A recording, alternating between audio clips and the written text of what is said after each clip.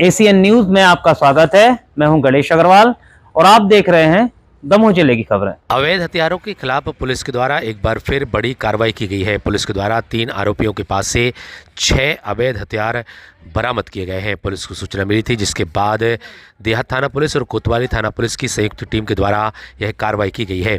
कार्रवाई किए जाने के बाद 3 लोगों के पास से 6 अवैध हथियार बरामद किए गए हैं और इन आरोपियों को गिरफ्तार करके इन पर आर्म्स एक्ट के तहत विभिन्न धाराओं के तहत कार्रवाई की जा रही है। इसके साथ ही जिन लोगों के द्वारा इन अवैध हथियारों को खरीदा गया है उनके खिलाफ भी आर्म्स एक्ट के तहत कार्रवाई की जाएगी। तो दमोह पुलिस के द्वारा यह बड़ी कार्रवाई को अंजाम दिया गया है और उनके पास से अवैध रूप से हथियार बरामद किए गए हैं और इस पर और भी जांच चल रही है कि यह लोग किस तरह से इन हथियारों का निर्माण करते थे, किन किन लोगों को बेचते थे, और उस पर पूरी पुलिस की टीम नाम सामने आने के बाद अब कार्रवाई कर रही है। इस संबंध में दमोह के पुलिस अधीक्षक श्रुत कीर्ति सोमवंशी ने विस्तार से जानकारी दी।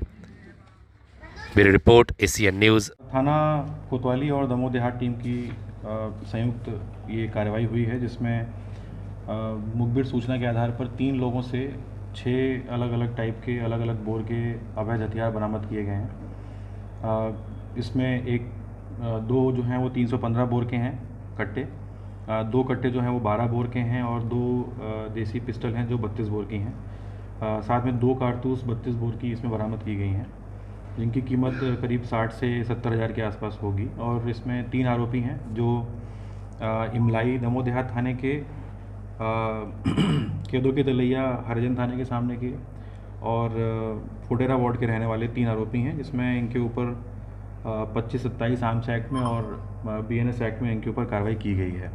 सर, इसके पहले भी हथियारों का ऐसा जखीरा पकड़ा गया था, ये अभी पकड़ा गया है, तो क्या ये कोई फैक्ट्री चला रहे हैं, क्या है इसमें? हाँ, इसमें जो आरोपी है हेमंत पटेल इसका नाम है, जो कि फुटेरा वार्ड का रहने वाला है। इससे ये जो हथियार बरामद हुए हैं उससे पूछताछ में ये बात सामने आई है कि इनका निर्माण यहीं पर किया जा रहा था।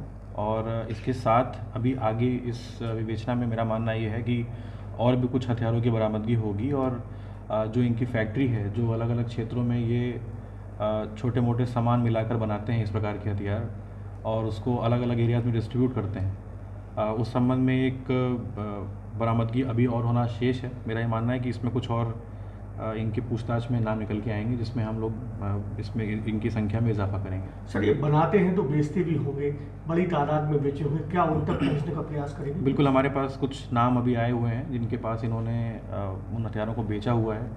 हम उस पर भी काम कर रहे हैं।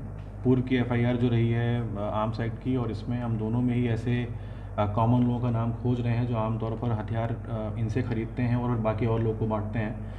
तो इन दोनों एफआईआर में अभी कुछ लोगों का नाम आया है, जिस पे हमारी टीम जो है वो काम कर रही है। सर, बेचने वालों के ऊपर क्या धाराएं लगेंगी? जो खरीदने वाले हैं, सॉरी, खरीदने वालों पर भी आर्म्स एक्ट की धाराएं ही लगती हैं। अगर उसमें कहीं उन्होंने यूज़ किया है उसको, तो अवैध हथियार के यूज़ पे 336 या इस प्रकार की धाराओं का यूज़ होता है।